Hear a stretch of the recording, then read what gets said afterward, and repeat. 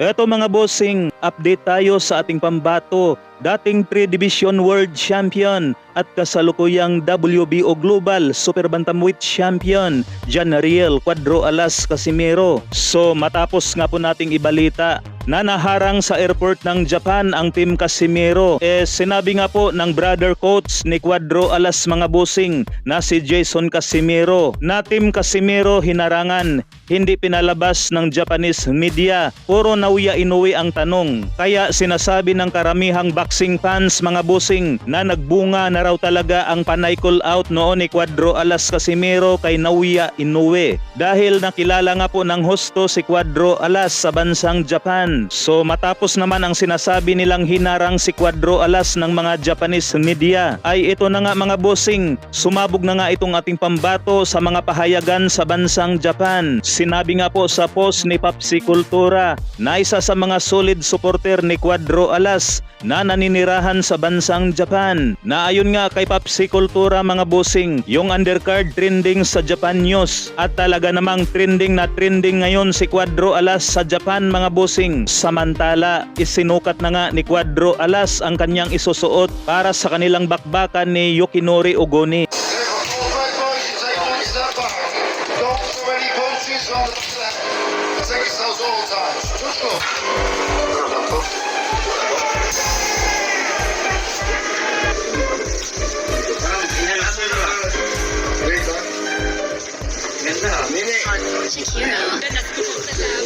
Ang magulangan, kapabilangan ko, magulangan, tapos magulangan pa. Sa bodega penging hangin para laban pa. Ingat sa kanan ko at kaliwa pareha, kasi tumabilis, malaki tsaka may tira. Kada dayong inalis ko, lahat tsaka sinira, tumalang pagkakataon.